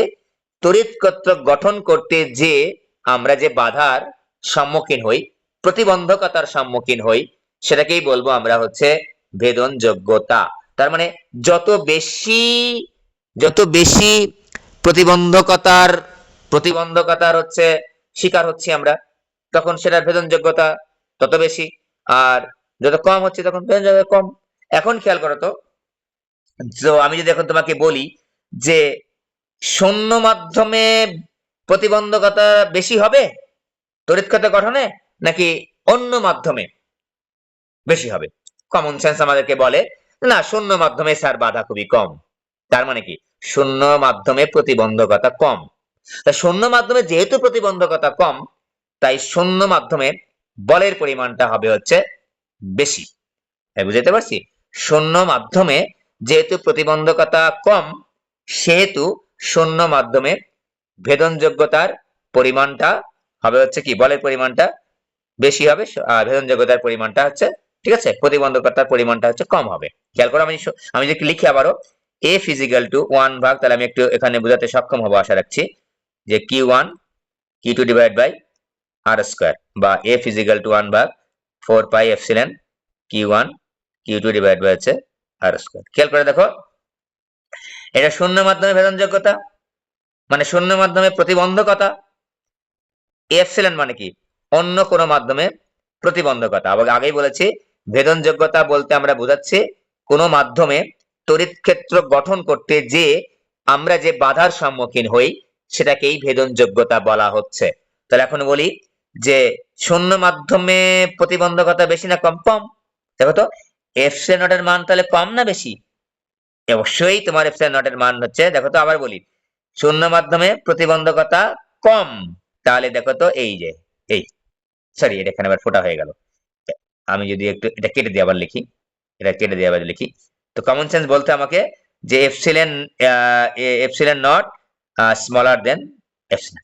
দেখো তো শূন্য মাধ্যমে বাধা বেশি না প্রতিবন্ধকতা বেশি নাকি অন্য মাধ্যমে? শূন্য মাধ্যমে প্রতিবন্ধকতা কম। শূন্য মাধ্যমে প্রতিবন্ধকতা বা বাধা কম। তড়িৎ ক্ষেত্র গঠন করতে যে আমরা শূন্য মাধ্যমে কম বাধার সম্মুখীন হয়েছি, তার মানে কি এপসিলন নট এর মানটা কম অন্য যে কোনো মাধ্যমের বাধার তুলনায়। তো দেখো তো এখন আমি যখন আমি বল নির্ণয় করছি, এপসিলন নট বা এপসিলন কোথায় আছে? নিচে আছে। এই নিচের জিনিসটার মান যদি ছোট হয় তাহলে বলের পরিমাণটা বেড়ে যাবে না? হ্যাঁ বেড়ে যাবে। এই জন্যই বলের পরিমাণটা শূন্য মাধ্যমে বেশি।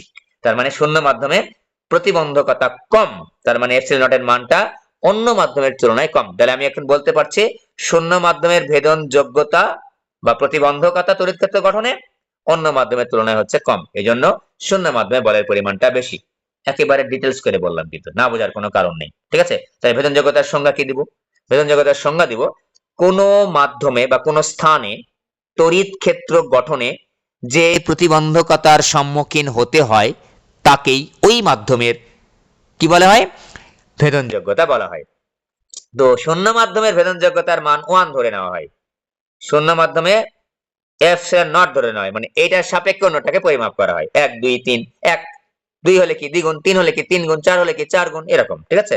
তাহলে দেখো তো এখন তোমাদের যদি মনে প্রশ্ন হয় যে এপসিলন নট এর মান হচ্ছে 1, ঠিক আছে, এপসিলন নট এর মান কি 1, বলো তো এপসিলন এর মান কি 1 এর চাইতে বড় হবে নাকি ছোট হবে? অবশ্যই বড় হবে। খেয়াল করে, এগুলো কিন্তু এবার থেকে আসি কিন্তু।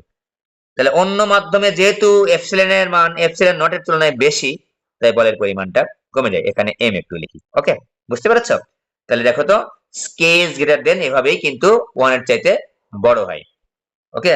এপসিলন ইজ গ্রেটার দেন 1, এইটা হচ্ছে আপেক্ষিক পরিমাপ।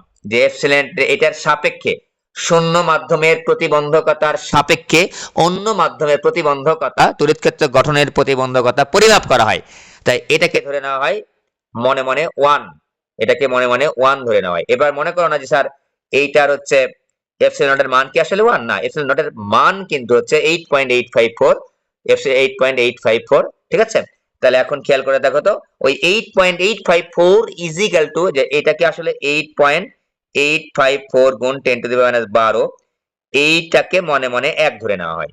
মহাকর্ষ বলের মান কি 1? না, আপেক্ষিক মান। আর তাহলে এটার নাম কিন্তু আপেক্ষিক মান 1 ধরে নেওয়া হয়। আপেক্ষিক মান হচ্ছে 1, মানে এইটাকে মনে মনে 1 ধরে নিয়ে এটার সাপেক্ষে অন্য কিছুতে পরিমাপ করে নেওয়া হয়, ঠিক আছে? এই 1 কিন্তু 1 না, এই 1 কিন্তু অবশ্যই আপেক্ষিক পরিমাপ, ঠিক আছে? আপেক্ষিক 1। তো এখানে কে ইজ ইকুয়াল টু তাহলে কত? বাহু মাধ্যমে কে ইজ ইকুয়াল টু হচ্ছে 1। বাহু মাধ্যমের ক্ষেত্রে কে ইজ ইকুয়াল টু 1, আর অন্য মাধ্যমের ক্ষেত্রে কে ইজ গ্রেটার দেন 1, ঠিক আছে? কে হচ্ছে শূন্য মাধ্যমের বল এবং অন্য মাধ্যমের বলের অনুপাত। তো শূন্য মাধ্যমেই যদি আমি বল নির্ণয় করি তাহলে শূন্য মাধ্যম টু শূন্য মাধ্যম, তাহলে 1 হবে। আর অন্য মাধ্যম হলে হচ্ছে কে এর মানটা হচ্ছে 1 এর চাইতে বড় হবে, ঠিক আছে? তাহলে এগুলো যেন প্যাচ না লাগে। কে এর মান 5 মানে কি f ভাগ fm is equal to 5, f is equal to 5 fm, বা fm ইজ ইকুয়াল টু 1 ভাগ 5। এখান থেকে এটা দিয়েও তুমি ব্যাখ্যা করতে পারবা। এই যে K is equal two epsilon ভাগ হচ্ছে, দেখো তো আমি যদি বলি স্যার এটা একটু ব্যাখ্যা করে দেখান। K is equal to 5 epsilon epsilon epsilon ভাগ হচ্ছে এপসিলন নট, ভাগ হচ্ছে epsilon nought is equal to 5। দেখো খেয়াল করো 5, এই যে দেখো উল্টা কথা কিন্তু এখানে মাথায় যেন থাকে বাবা, এটা কিন্তু উল্টা। দেখো ভাগ আকারে আছে, খেয়াল করে দেখো এইটা যে ভাগ আকারে আছে, কিন্তু এই যে ভাগ আকারে আছে কিন্তু উল্টা দিকে। এই যে যখন আমি ভাগ করেছি যে এটা উল্টে পাল্টে খেয়ে কিন্তু করে চলে গেছে। দেখো এই দুটার মধ্যে একটা পার্থক্য খুঁজে বেরাও তো, ভালো করে পার্থক্য খুঁজো। এপসাইলন শূন্য মাধ্যমের ভেদনযোগ্যতা প্রতিবন্ধকতার চাইতে 5 গুণ। এবার দেখো উল্টা কথা কিন্তু, এবার কিন্তু বল শূন্য মাধ্যমের বলটা কিন্তু অন্য মাধ্যমের বলের 5 গুণ, শূন্য মাধ্যমের তুলনায় 5 গুণ, অন্য মাধ্যমের তুলনায় 5 গুণ। উল্টা কথা কিন্তু, কারণ এখানে সম্পর্কটাই উল্টা, ভুলে জানা যাবে না। এফ ভাগ এফ এম, শূন্য অন্য, এই যে অন্য শূন্য, খেয়াল করো, এই যে K is equal to 5, K is equal to কত, এফ ভাগ এফ এম, শূন্য অন্য, অন্য শূন্য, তার মানে উল্টা কিন্তু। ব্যাখ্যা দেওয়ার জন্য তোমাকে ওই গণিতের সাহায্য নিবা, এত মুখস্থ করার দরকার নেই, গণিতে তোমরা সাহায্য নিবা। ওকে, তাহলে আমরা গেল। এবার আসো ভেক্টর রূপ, এটা খুবই পরীক্ষায় আসে নৈর্ব্যক্তিকের জন্য, মেডিকেল অ্যাডমিশন টেস্টে নৈর্ব্যক্তিক আকার আসে যে কুলম্ব বলের ভেক্টর রূপটা কি, কুলম্ব বলের ভেক্টর রূপটা কি। তো আমাদের জানা আছে, এতক্ষণ পর্যন্ত বলের মান নিয়ে কথা বলেছি, এফ ইজ ইকাল টু কত, 1/4πε0। আচ্ছা, একটা কথা বলে রাখি এখানে, সেটা যে সবসময় আমরা যখন বল নির্ণয় করব, কোনো মাধ্যম উল্লেখ থাকবে না দুটা চার্জের মধ্যে, বল নির্ণয় করার ক্ষেত্রে আমরা শূন্য মাধ্যম চিন্তা করে নেব, শূন্য মাধ্যম আমরা বাই ডিফল্ট নিয়ে হিসাব করব, ঠিক আছে। তো আমরা বারবার এই এফ ইজ ইকাল টু 1/4πε0 লিখবো যদি কোনো মাধ্যম অঙ্কের মধ্যে উল্লেখ করে না দেওয়া থাকে। ওকে, আর এখন দেখো তো Q1 Q2 divide by R square, খেয়াল করবা।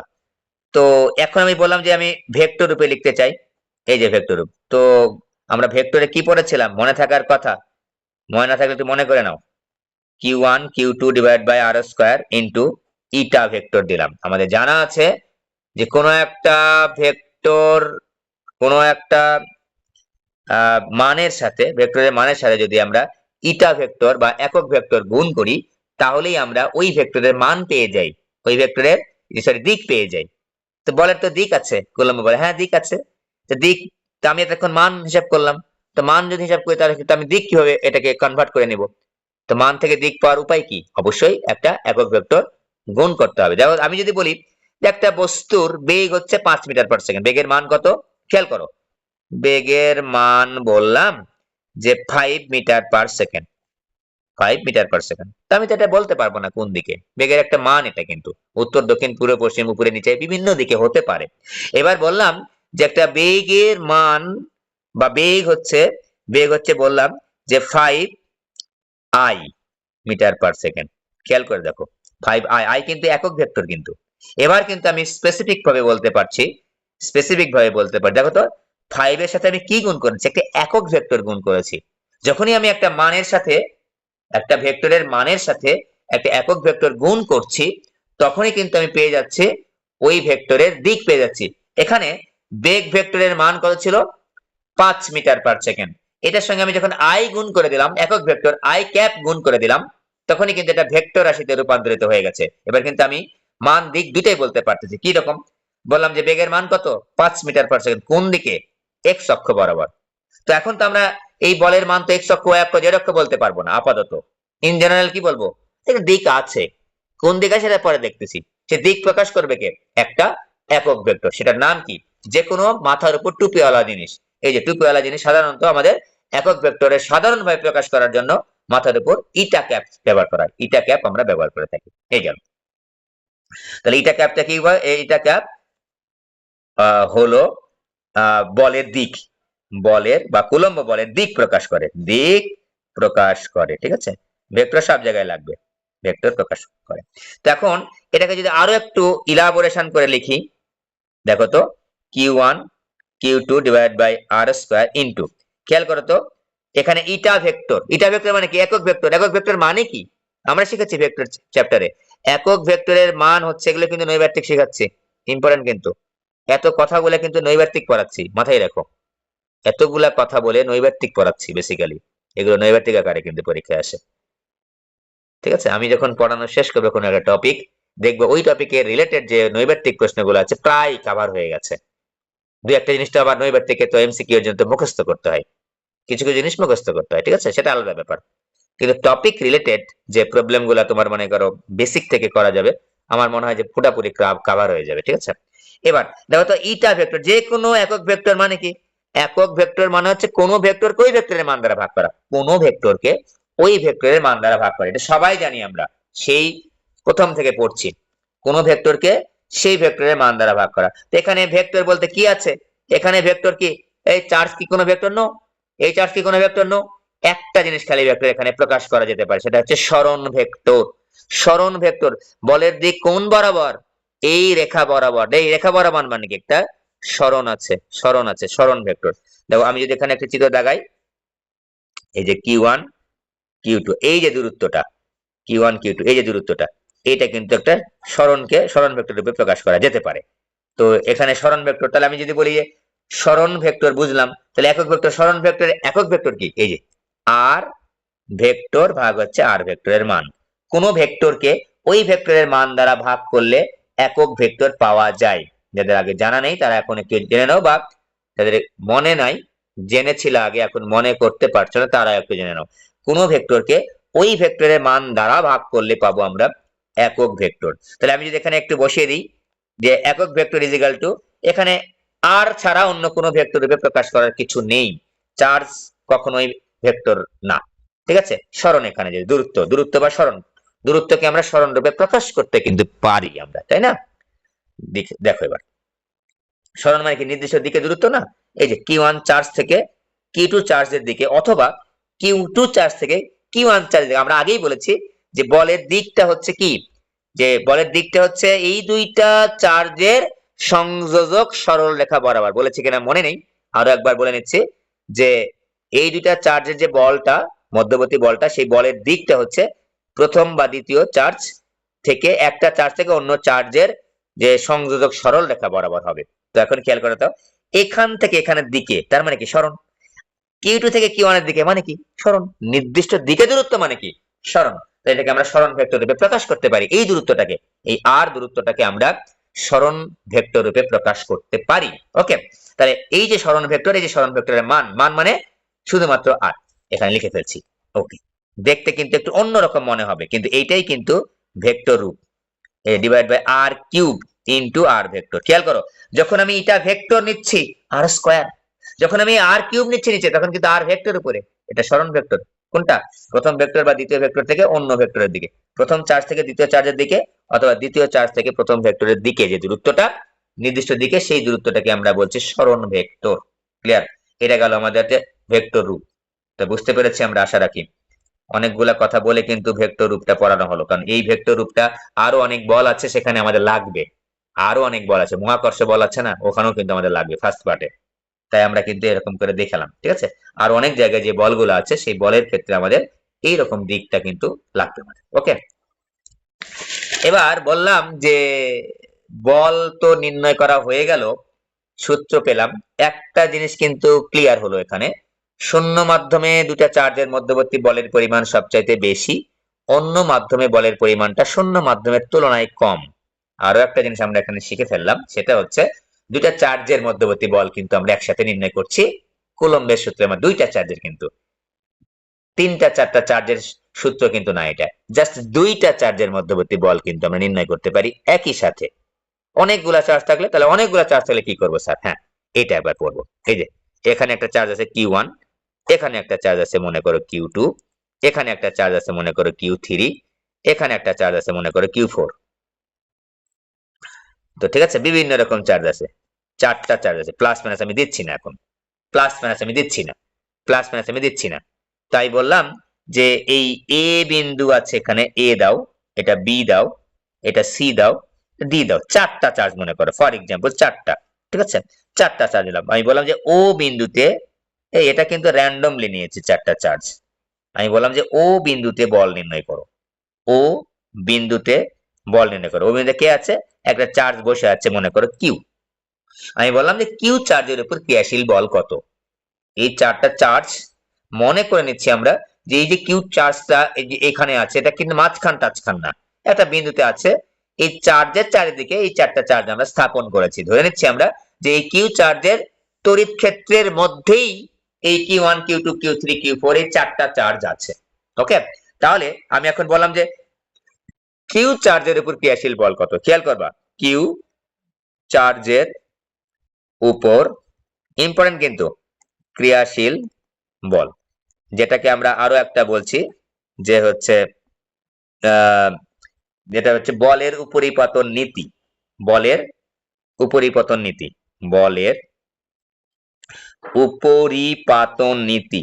উপরিপাতন নীতি, বা বলতে পারি একাধিক চার্জের জন্য দুইয়ের অধিক চার্জের ক্ষেত্রে তড়িৎ বল, দুইয়ের অধিক চার্জের ক্ষেত্রে তড়িৎ বলের রূপ কিরকম।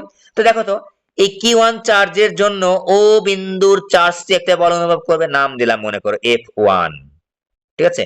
Q2 চার্জের জন্য তো Q পরিমাণ চার্জটা একটা বল অনুভব করবে ও বিন্দুতে, হ্যাঁ করবে, নাম কি দিলাম F2, ঠিক আছে।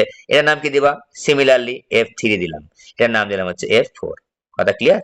তাহলে খেয়াল করে দেখো যে আমাদের চারটা চার্জ এখানে দিয়েছি আমরা আপাতত, আর কিউ বিন্দুর বা কিউ চার্জের উপর ক্রিয়াশীল বল বের করতে চাচ্ছি, অর্থাৎ দুইয়ের অধিক চার্জের জন্য ক্রিয়াশীল বলের পরিমাণটা কি, এটাকে আমরা বলছি বলের উপরিপাতন নীতি। তাহলে আমি যদি লব্ধি বল, তাহলে কিউ চার্জের উপর ক্রিয়াশীল মোট লব্ধি বল হবে কত, এই যে F1 যোগ F2 যোগ হচ্ছে F3 যোগ হচ্ছে F4, এখানে চারটা দিয়েছি, ঠিক আছে। সিমিলার যদি n সংখ্যক থাকে তাহলে আমরা F1 F2 plus F3 plus dot dot dot dot Fn দিলাম, ঠিক আছে, Fn দিলাম। ওকে, তাহলে একাধিক চার্জের উপর ক্রিয়াশীল যে বলটা পাবো আমরা, সেই বলটাকে আমরা বলছি হচ্ছে এরকম ভাবে লব্ধি বলও বলতে পারি আমরা, হ্যাঁ, লব্ধি বলও কিন্তু বলতে পারি, ঠিক আছে। তো এটাকে আমরা তড়িৎ বলের উপরিপাতন নীতি বলছি। তো কি বলবো,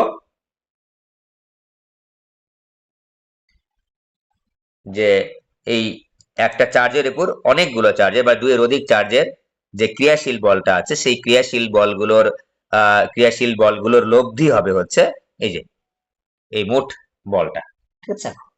ওকে, এটাকে বলা হয় আমরা ভেক্টর যোগ বলি, ভেক্টর সাম বলি আমরা, হ্যাঁ, ভেক্টর সাম বলি। আবারও বলছি, কিউ চার্জের উপর ক্রিয়াশীল বল, Q1 চার্জের উপর কিউ এর যে বলটা সেটাকে F1 F2 F3 F4 এবার বললাম। তাহলে মোট এই কিউ চার্জ মোট কতখানি বল অনুভব করবে, কিউ চার্জ মোট কতখানি বল অনুভব করবে, তার নাম দিব আমরা যে এই F, এই F ইজিক্যাল টু এই সবগুলা বলের ভেক্টর সাম। এখন প্রশ্ন, মানটা কিভাবে বের করবো, মান আমরা বের করা শিখেছি, ভেক্টর চ্যাপ্টারে শিখেছি, আবার এখানে শিখবো আমরা। ভেক্টরের চারটা পাঁচটা তিনটা দুইটা এগুলোর লব্ধি বের করা শিখছি না আমরা, হ্যাঁ, ওই লব্ধি গুলাই বের করবো, সেটা পরে দেখবো আমরা। আমরা আপাতত বুঝলাম যে এটা তড়িৎ বলের উপরিপাতন নীতি। ওকে, তো আমাদের মোটামুটি এগুলো বল বিষয়ক আমরা শিখে ফেললাম। আমরা এখন দুইটা প্রবলেম সলভ করে তোমাদের ছেড়ে দেবো, একেবারে সহজ, একেবারেই সহজ। এখানে জিনিস একটু খেয়াল করবো ভালোভাবে, এই দুইটা প্রবলেম করলে আমাদের অনেকখানি প্রবলেম আগাতে পারবো আশা রাখছি। তো বলের দিকটা তো তোমাদের বলা হলো না, বলের দিকটা একটু বলে নি। বলের দিক দেখো, বলের দিকটা একটু গ্রাফিক্যালি দেখাচ্ছি আমি। আমরা তো এখানে একক ভেক্টর বললাম যে এই বল হলো, এই ইটা হলো বলের দিক প্রকাশ করে, বলের দিকটা কোন দিকে একটু খেয়াল করে দেখি। যে আমরা দুইটাই ধনাত্মক চার্জ নিব, প্লাস Q1 প্লাস Q2, অথবা দুইটাই হচ্ছে ঋণাত্মক চার্জ নিব, মাইনাস Q1 মাইনাস Q2। প্রথমে আমরা যেটা নিচ্ছি সেটাকে বলছি আমরা সমধর্মী চার্জ। সমধর্মী চার্জ খেয়াল করবা, একেবারে সহজ কিন্তু, বুঝে বুঝে পড়বা, তারপর মনে হলে মুখস্থ করলে করবা, না হলে বুঝে বুঝেই থাকলো, অসুবিধা নেই, এগুলো মুখস্থ করার দরকার নেই। Q1 charge plus Q2 charge plus, আগে বলেছি আমরা সমধর্মী চার্জ পরস্পরকে বিকর্ষণ করে। বিকর্ষণ করে মানে কি, দূরে ঠেলে সরিয়ে দেয়। তাহলে Q1 চার্জটা Q2 চার্জকে দূরে ঠেলে সরিয়ে দিবে। তাহলে Q2 চার্জকে যখন Q1 চার্জ ধাক্কা মেরে দূরে সরে দিচ্ছে, তাহলে Q2 চার্জ কোন দিকে বল অনুভব করবে, এই যে এদিকে। সিমিলারলি Q2 তো প্লাস, এইটাকে তো প্লাস, তাহলে Q2 চার্জটা প্লাস চার্জটা এই Q1 চার্জকে ধাক্কা মেরে দূরে সরিয়ে দিবে। তাহলে এই Q1 চার্জটা কোন দিকে বল অনুভব করবে, এই যে এদিকে। আশা রাখি বুঝতে পারছো। সিমিলারলি দেখো তো, মাইনাস কিউ, তাহলে এই মাইনাসকে বিকর্ষণ করবে, তাহলে এই Q1 চার্জটা এই Q2 চার্জকে ধাক্কা মেরে দূরে সরিয়ে দিবে। তাহলে কোন দিকে এই Q2 চার্জটা বল অনুভব করবে, এই যে এদিকে। সিমিলারলি এই Q2 চার্জ মাইনাস এই Q1 চার্জকে মাইনাসটাকে ধাক্কা মেরে দূরে সরিয়ে দিবে। তাহলে সে কোন দিকে বল অনুভব করবে, এইটা কিন্তু গুরুত্বপূর্ণ, ঠিক আছে। তাহলে আমরা যদি এই দুইটাকে একত্রে সুন্দর করে বলি, তাহলে কি বলবো, যে সমধর্মী চার্জ কোন দিকে বল অনুভব করবে, একটা চার্জ অন্যটার বিপরীত দিকে বল অনুভব করবে। দেখো এই চার্জটা কোন দিকে বল অনুভব করবে, Q2 চার্জ যেদিকে আছে তার উল্টা দিকে। এবার দেখো তো, এটা চার্জ কোন দিকে বল অনুভব করবে, Q2 চার্জ যেদিকে আছে তার উল্টা দিকে। সিমিলারলি এই চার্জ যেদিকে আছে তার উল্টা দিকে বল অনুভব করবে হচ্ছে কিউ টু চার্জ। ওকে, দেখো এই যে এ এটাকে ধাক্কা মেরে দূরে সরিয়ে দিচ্ছে, এ আবার এটাকে ধাক্কা মেরে দূরে সরিয়ে দিচ্ছে, একেবারে স্পষ্ট করে আমরা দেখতে পাচ্ছি। ওকে, এবার দেখো 2 নম্বরে যে একটা চার্জ নেগেটিভ একটা চার্জ পজিটিভ, একটা চার্জ নেগেটিভ একটা চার্জ হচ্ছে পজিটিভ, একটা দিলাম হচ্ছে প্লাস কিউ ওয়ান, একটা দিলাম মাইনাস কিউ টু, পজিটিভ আর নেগেটিভ, তাহলে বিপরীতধর্মী চার্জ। খেয়াল করে দেখো, খুবই সিম্পল, আমরা বুঝে বুঝে পড়বো, সবসময় মুখস্থ থাকবে না। কিউ ওয়ান চার্জ আর কিউ টু চার্জ একে অপরের বিপরীত ধর্মী, তাহলে এই plus Q one charge minus Q two চার্জকে আকর্ষণ করবে, plus Q one charge minus Q two চার্জকে আকর্ষণ করবে। খেয়াল করো, নিজের দিকে আকর্ষণ করা মানে কি, নিজের দিকে টেনে নেওয়া। তাহলে কিউ ওয়ান চার্জ যদি কিউ টু চার্জকে নিজের দিকে টেনে নেয়, তাহলে দেখো তো কিউ টু চার্জ কোন দিকে বল অনুভব করবে, এই যে দিকে বল অনুভব করবে, এই। এবার দেখো তো কিউ টু চার্জ আবার মাইনাস, যেহেতু এই প্লাস কিউ ওয়ান চার্জকে তার নিজের দিকে টেনে নেবে, তাহলে কি করবে, সে এই দিকে বল অনুভব করবে। খেয়াল করে দেখো, তাহলে দেখো তো একে অপরের দিকে বল অনুভব করছে, যে এ এই দিকে, এ আবার এই দিকে, এই যে এই দিকে, এই দিকে। তাহলে দেখো তো খেয়াল করে দুইটা আমরা ক্ষেত্র পড়লাম, একটা হচ্ছে সমধর্মী চার্জের ক্ষেত্রে এই যে এই দুইটা হয় দুইটাই পজিটিভ নয়তো দুইটাই নেগেটিভ, আর বিপরীত ধর্মী চার্জের ক্ষেত্রে একে অপরের দিকে আর একে অপরের বিপরীত দিকে। একেবারে ক্লিয়ার কনসেপ্ট, একেবারে ক্লিয়ার কনসেপ্ট, এটা আমাদের লাগবে কিন্তু মোস্ট ইম্পর্টেন্ট। ঠিক আছে, এবার আমরা দুইটা অঙ্ক করব, অনলি দুইটা অঙ্ক করব। ঠিক আছে, এবং এখানে একটা জিনিস বলে দেবো, খুবই ইম্পর্টেন্ট কথা বলে দেবো। আমি বললাম যে এখানে দুইটা চার্জ, নাম দিলাম হচ্ছে 40 কুলম্ব প্লাস, আর দিলাম হচ্ছে মাইনাস 80 কুলম্ব। আচ্ছা, প্লাসই দিলাম 80 কুলম্ব। ঠিক আছে, তাহলে আমি বললাম যে এটা এ বিন্দুর চার্জ, এটা বি বিন্দুর চার্জ। ঠিক আছে, তাদের মধ্যে দূরত্ব মনে করো হচ্ছে 1 মিলিমিটার, 1 মিলিমিটার। ঠিক আছে, 1 মিলিমিটার। তাহলে 40 কুলম্ব চার্জ এবং 80 কুলম্ব চার্জ পরস্পর থেকে 1 মিলিমিটার দূরে অবস্থিত আছে। তাদের মধ্যবর্তী বল কত, দেখো দুইটা নির্ণয় করব। মধ্যবর্তী বলের পরিমাণ, মধ্যবর্তী বলের মধ্যবর্তী বলের পরিমাণ, মধ্যবর্তী বলের পরিমাণ আমরা নির্ণয় করতে চাচ্ছি। ঠিক আছে, এ ফিজিক্যাল, তাহলে কি লিখবো, 1 divide by 4 pi epsilon nought Q one, Q A লেখো, কিউ বি ডিভাইড বাই কত, এ বি উপর স্কোয়ার। খেয়াল করবো আমরা ভালো করে, দেখো নিজে নিজে প্রশ্ন করি, কোন চার্জের জন্য বল নির্ণয় করব, কোন দুটা চার্জের জন্য, কিউ এ, এ বিন্দু চার্জের জন্য এবং বি বিন্দুর চার্জের জন্য। এই দুইটা চার্জের জন্য আমরা কুলম্ব বল বা তড়িৎ বল নির্ণয় করব, স্থির তড়িৎ বল। তাহলে এই বিন্দুর চার্জকে আমরা প্রকাশ করেছি কিউ এ, কিউ ওয়ান আর লিখি নাই, লিখলে কোনো সমস্যা নেই। এবং বি বিন্দুর চার্জকে আমরা লিখেছি কিউ বি, এভাবে লিখলে একটু সুবিধা বেশি। তাহলে দেখো তো এ বিন্দুর চার্জ আর বি বিন্দুর চার্জ, এই দুইটা চার্জের মধ্যে আমি বল নির্ণয় করতে চাচ্ছি। তাহলে এ লিখেছি, বি লিখেছি, এ বিন্দুর চার্জ, বি বিন্দুর চার্জ। তাহলে এ আর বি এর দূরত্ব কত, এ বি, তারপর স্কোয়ার দিয়ে দিয়েছি, আমাদের প্রবলেম কিন্তু সলভ হয়ে গেছে। 9 গুণ 10 টু দি পাওয়ার 9। এখানে একটা তোমাদের কথা মনে রাখতে হবে, যে এখানে যেহেতু এই অঙ্কের মধ্যে কোনো তড়িৎ মাধ্যমাঙ্ক, পরাবৈদ্যুতিক ধ্রুবক এগুলো উল্লেখ নেই, তাই আমরা কিন্তু এখানে কি লিখেছি, আমরা কিন্তু by default 1/4 pi epsilon nought লিখেছি, অর্থাৎ শূন্য মাধ্যম ধরে নিয়েছি। কিউ এ 40 গুণ হচ্ছে 80 ডিভাইড বাই হচ্ছে এবি, এবির মান হচ্ছে 1 মিলিমিটার, 10 টু দি পাওয়ার -3 এর উপর হোল স্কয়ার। তাহলে অনেক বড় মান হবে, একটা অনেক বড় মান হবে, অনেক বড় মান হবে। 4 আসতে 32, 4 আসতে 32, কত রে এটার মান কত,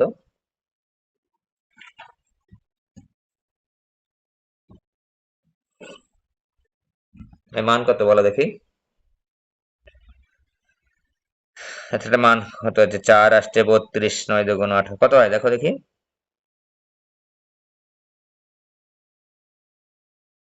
9 দুগুণ 18, 3 9 27, 2.88 গুণ 10 টু দি পাওয়ার কত,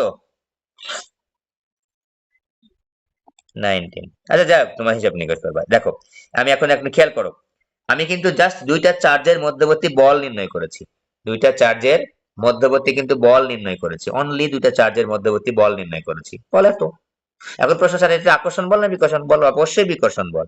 দুইটা চার্জ যেহেতু হচ্ছে একই ধর্মী, তাহলে এটা বিকর্ষণ বল, এটা নির্ণয় করলাম।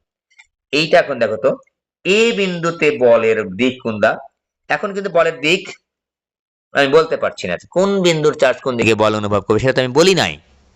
জাস্ট একটা বল, দুটো চার্জের মধ্যবর্তী এই বলটা, এই বলটা কে অনুভব করবে, এ বিন্দুর চার্জ অনুভব করবে, বি বিন্দুর চার্জ সেম পরিমাণ একই বল অনুভব করবে, কোন দিকে, কোন দিকে, এই বি বিন্দুর চার্জ অনুভব করবে এই দিকে, আর এ বিন্দুর চার্জ অনুভব করবে এই দিকে। খেয়াল করো, বিকর্ষণ ধর্মী মাত্র শিখে আসলাম, এখন বললাম যে বিকর্ষণ বল, বলের দিক কোন দিকে? ভেরি সিম্পল, বলের দিক আমি কিন্তু দুটাই বলতে হবে আমাকে, কারণ আমি বলেছি কি, আমি তো বলি নাই যে কোন বিন্দুর চার্জ কোন দিকে বল অনুভব করে, উল্লেখ করে বলি নাই কিন্তু। এখন আমি কি বলবো যে এ বিন্দুর চার্জ কোন দিকে বল অনুভব করবে? বি বিন্দুর চার্জ যেদিকে আছে, বি বিন্দু যেদিকে আছে তার উল্টা দিকে, বিপরীত দিকে। তো যদি বলি বি বিন্দু চার্জ কোন দিকে বল অনুভব করবে, এবার আমাকে বলতে হবে যে এ বিন্দু বা এ বিন্দু যেদিকে আছে তার বিপরীত দিকে। ক্লিয়ার? তাহলে এখন দেখো তো, এটা যেন বুঝতে পারি, তাহলে এখন দেখো তো, বলের দিক যদি আমি বলতে চাই তাহলে বিন্দু কিন্তু উল্লেখ করে বলতে হবে, আর যদি বিন্দু উল্লেখ না করি দুটাই বলতে হবে, দুটাই বলতে হবে। এটা কি বের করেছি? দুটা চার্জের মধ্যবর্তী বল নির্ণয় করেছি। বলের দিক কোন দিকে? বলের দিক কোনটার জন্য? এ বিন্দুর চার্জের জন্য বলের দিক একদিকে, বি বিন্দুর চার্জের জন্য বলের দিক কিন্তু আর একদিকে। মনে যেন থাকে কিন্তু, আমি কিন্তু দুইটাই কিন্তু, এই চার্জ কত বল অনুভব করছে? এইটাই। এই বিন্দু চার্জ কত বল অনুভব করছে? এইটাই। এ কোন দিকে? এই দিকে। এই বিন্দু চার্জ কোন দিকে? এই দিকে। বুঝতে পেরেছো? তাহলে এখানে আমি একটা কথা বলতে চাচ্ছি, সেটা হচ্ছে, মূল কথা হচ্ছে, যে বিন্দুতে বল নির্ণয় করতে বলবে, একেবারে খুবই ইম্পর্টেন্ট কথা কিন্তু আমি লিখে দিচ্ছি, যে বিন্দুতে বল নির্ণয় করতে হবে সেই বিন্দুর চার্জ, সেই বিন্দুর চার্জ যে দিকে বল অনুভব করে, বল অনুভব করে, হ্যাঁ, সেটি হবে বলের দিক, সেটি হবে, এটা কিন্তু খুবই ইম্পর্টেন্ট কথা, হ্যাঁ, বলের দিক। ওকে, যে বিন্দুতে বল নির্ণয় করতে হবে সেই বিন্দুর চার্জ যেদিকে বল অনুভব করে সেটিই হবে বলের দিক, সেটিই বলের দিক। আমি বললাম তোমাকে দুটা বিন্দুর মধ্যবর্তী বল কত, দুটা চার্জের মধ্যবর্তী বল কত, এই ক্ষেত্রে এত বলবা তুমি কিরকম বল? বিকর্ষণ বল, যেহেতু এটাও পজিটিভ এটা বল। এবার তোমাকে প্রশ্ন করলাম, এ বিন্দুতে বল নির্ণয় করো, ভালো করে খেয়াল করো, এ বিন্দুতে বল নির্ণয় করো। তাহলে এই বিন্দুর চার্জ, আর এখানে একটা বি বিন্দুর চার্জ আছে, বল নির্ণয় করলাম, করে বললাম যে এ বিন্দুর চার্জ, যে বিন্দুতে এ বিন্দুর চার্জ এত বল অনুভব করবে কোন দিকে? বি বিন্দু যেদিকে আছে তার উল্টা দিকে। বুঝতে পেরেছো? আমরা একটা উদাহরণ দিলে আরো ক্লিয়ার হয়ে যাবে। উদাহরণ 2 করে আমরা শেষ করে দিব। ঠিক আছে? আজকে যা পড়িয়েছি একেবারে বোরিং হওয়ার কথা না, একেবারে সহজ পড়া। ঠিক আছে?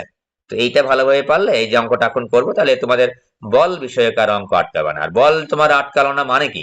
তার মানে হচ্ছে তুমি প্রাবল্য শেষ হয়ে গেল তোমার। বল নাই না আটকালে প্রাবল্য আটকাবে না। ঠিক আছে? এখানে আমার টপিক কিন্তু চারটা: বল, প্রাবল্য, বিভব, ধারকত্ব। চারটা আমাদের টপিক। একটা টপিকের থিওরি শেষ হয়ে গেছে, আমরা প্রবলেম কিন্তু করছি। তো আগেই বলেছি বল পারা মানেই হচ্ছে প্রাবল্য পারা। বলতে পারো চারটা টপিকের দুটো টপিক কিন্তু শেষ হয়ে যাচ্ছে আজকের বেসিক দিয়েই মোটামুটি। হ্যাঁ, ওকে, উদাহরণ দিচ্ছি, যে আমি চার্জ নিলাম, এবার তিনটা চার্জ নিলাম, একটা এ বিন্দুতে, বি বিন্দুতে, সি বিন্দুতে। এখানে নিলাম হচ্ছে +80 কুলম্ব, এখানে নিলাম হচ্ছে -40 কুলম্ব, আর এখানে নিলাম হচ্ছে +20 কুলম্ব। তিনটা চার্জ নিয়েছি মন গড়া। ঠিক আছে? তো আমরা নিচ্ছি 1 মিটার, 1 মিটার, 1 মিটার দূরত্বে আছে। তিনটা চার্জ 1 মিটার করে দূরত্ব আছে, পরস্পর থেকে 1 মিটার দূরত্বে আছে। ঠিক আছে? পরস্পর থেকে 1 মিটার দূরত্বে আছে। এবার খেয়াল করো তো, খেয়াল করবা, কুলম্ব বল আমি নির্ণয় করতে বলবো, এ বিন্দুতে বলবো নাকি বি বিন্দুতে বলবো নাকি সি বিন্দুতে বলবো জানি না, যে কোনোটাতেই কিন্তু আমি বলতে পারি। প্রশ্নে কিন্তু যে কোনো বিন্দুতেই বল নির্ণয় করতে বলতে পারে। মাত্র যে কনসেপ্টটা শিখে এসেছি দেখো তো, যে বিন্দুতে বল নির্ণয় করতে হবে সেই বিন্দুর চার্জ যেদিকে বল অনুভব করে, বল ফিল করে, সেটি হবে বলের দিক। তাহলে এখন আমি যদি বলি এ বিন্দুর চার্জ, এ বিন্দুতে বল নির্ণয় করো, আমি বলতে পারি বি বিন্দুতে বল নির্ণয় করো, আমি বলতে পারি সি বিন্দুতে বল নির্ণয় করো। এবার খেয়াল করো তো, মনে করো ফর এক্সাম্পল আমি বললাম যে সি বিন্দুতে বল নির্ণয় করো, ফর এক্সাম্পল সি বিন্দুতে বল নির্ণয় করো। ওকে, তো এই বল তো একটা বল না, তো দেখো তো, আমি যদি একটু এখানে দেখাই যে সি বিন্দুর চার্জ, এই যে সি বিন্দুর মাথায় এখানে আমি বিন্দু দিলাম, এই বিন্দুতে আমি একটা কলমের মাথা দিলাম। দেখো তো সি বিন্দুর চার্জটা এই এ বিন্দুর চার্জের জন্য বল অনুভব করবে, আবার বি বিন্দুর চার্জের জন্য বল অনুভব করবে। তাহলে সি বিন্দুতে কয়টা বল পাবো? আমি দুইটা বল পাবো। এই দুইটা বল আমি আলাদা করে বের করে নিব কুলম্বের সূত্র দিয়ে, তারপর আমরা ওই দুইটা বলের লব্ধি বের করব। সি বিন্দুতে বল কিন্তু একটা না, এটার জন্য একটা পাবো, এটার জন্য, কারণ এই আমরা যখন কুলম্বের সূত্র ব্যবহার করবো কয়েক জোড়া জোড়া করতে হবে। এখন স্যার সি কে কমন নিলেন কেন?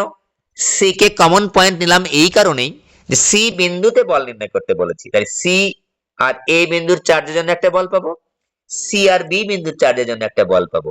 ঠিক আছে, এবার বলতো তোমাকে যদি প্রশ্ন করা হয় যে বি বিন্দুতে বল নির্ণয় করো, এবার তোমার কয়টা জোড়া হবে? দুইটা জোড়া হবে, একটা বি এর চার্জ আর সি এর চার্জের জন্য একটা বল, একটা হচ্ছে বি এর চার্জ আর এ এর চার্জ। যে বিন্দুতে বল নির্ণয় করতে হবে সেই বিন্দুর চার্জ কমন, যতগুলা জোড়া হবে শতগুলা জোড়ার মধ্যে কিন্তু বি থাকবে। মাত্র শিখে আসছি, খেয়াল করো। এই যে তড়িৎ বল, যখন আমি কিউ কিউ ওয়ান চার্জ, আমি বলেছি কি যে কিউ চার্জের উপর ক্রিয়াশীল বল কোন বিন্দুতে? ও বিন্দুতে। তাহলে আমি যদি একটু এখানে একটু লিখে নিই, ও বিন্দুতে কিউ চার্জের উপর ক্রিয়াশীল বল, তাহলে জোড়া কয়টা? এই যে একটা জোড়া, ও বিন্দুর চার্জ আর এ বিন্দু চার্জ, ও বিন্দু আর বি বিন্দু চার্জ, ও বিন্দু আর সি বিন্দু চার্জ, ও বিন্দু আর ডি বিন্দু চার্জ। খেয়াল করো, চারটা জোড়া, কিন্তু ও বিন্দুর চার্জ কিন্তু কমন। কেন? কারণ আমি ও বিন্দুতে কিউ চার্জের উপর ক্রিয়াশীল বল বের করতে বলেছি। সিমিলারলি এখানে আমি সি বিন্দুতে বল নির্ণয় করতে বলেছি, তাহলে সি বিন্দুর জোড়াটা, সি বিন্দুর চার্জটা কমন হবে, সি এর সাথে এ, সি এর সাথে বি। ক্লিয়ার? লেখার নিয়মটা শিখো ভালো করে, একই নিয়মে লিখতে থাকবা, অন্য কোনো নিয়ম দিবা না। এ বিন্দুর চার্জের জন্য, এ বিন্দুর চার্জের জন্য সি বিন্দুতে, কথাটা সহজ কথা, সি বিন্দুতে বলের মান ও দিক, বলের মান ও দিক তোমাদের নোট দিব, কালকে তোমরা একটু নোটটা কলেজের পরে আমার কাছে নিয়ে যেও আর কি। ঠিক আছে, যে কোনো সময় কলেজের পর পরই এসো, ছুটি দুইটা ক্লাসের পর পরই একটু এসো, এসে নিয়ে যাও, আমি দিয়ে দিব। যখন তোমরা মাঠে যাবা তার আগে একটু নিয়ে যাও। এ বিন্দুর চার্জের জন্য সি বিন্দুতে বলের মান ও দিক। খেয়াল করো, আমি সি বিন্দুতে বল নির্ণয় করতে চেয়েছি, সমাধানে আসলাম। প্রথমে এ বিন্দুর চার্জের জন্য সি বিন্দুতে বলের মান ও দিক বের করছে, নাম দাও, এফ এ দিলাম। 1/4 পাই এপসিলন নট। কেন এপসিলন নট? কেন? কারণ আমি কোনো মাধ্যম টাধ্যম উল্লেখ করি নাই, তাই শূন্য মাধ্যম নিচ্ছি। কোন চার্জের জন্য বল নির্ণয় করব? কোন বিন্দুর? এ বিন্দুর। কোথায়? সি বিন্দুতে। এ বিন্দুর চার্জের জন্য সি বিন্দুতে বল নির্ণয় করবো, তাহলে কিউ এ কিউ সি। খেয়াল করো, এ বিন্দুর চার্জ কিউ এ, সি বিন্দুতে বল নির্ণয় করবো কিউ সি। দূরত্ব কত বাবা? এ সি উপর স্কয়ার, দূরত্বের উপর স্কয়ার। দিকটা কোন দিকে? খেয়াল করো, দিকটা কিন্তু আমাকে দিতে হবে, দিকটা কিন্তু আমাকে অবশ্যই দিতে হবে। আমরা যেভাবে লিখেছি সেভাবে লিখবো, এই যে মান, এই যে দিক। খেয়াল করো, এ বিন্দুর চার্জ পজিটিভ, সি বিন্দুর চার্জের পজিটিভ। আমরা কোন বিন্দুর চার্জের ক্ষেত্রে বলের দিক দিক বিবেচনা করব? সি বিন্দুর ক্ষেত্রে। আমরা আগেই বলেছি যে বিন্দুতে বল নির্ণয় করতে হবে সেই বিন্দুর চার্জ যেদিকে বল অনুভব করে সেটাই হবে বলের দিক। এখন খেয়াল করো, সি বিন্দুতে বল নির্ণয় করতে চেয়েছি, তাহলে সি বিন্দুর চার্জ কোন দিকে বল অনুভব করে? দেখো তো, এই +80 কুলম্ব চার্জ এই +20 কে ধাক্কা মেরে দূরে সরিয়ে দিবে, ধাক্কা মেরে, এই ধাক্কা মারলো, দূরে সরিয়ে দিল। এই যে লাল কালি দেখালাম, এটার নাম দেওয়া হচ্ছে এফ এ। কোন বরাবর? এ সি ডি বরাবর, এ সি ডি বরাবর। তোমরা অবশ্যই ঠিক আছে। আচ্ছা, তাহলে আজকে এই পর্যন্তই থাক, তোমরা একটু দেখে নিও, আমি একটু করে দিচ্ছি, দেখি বুঝতে পারো কিনা। ওকে, বাই।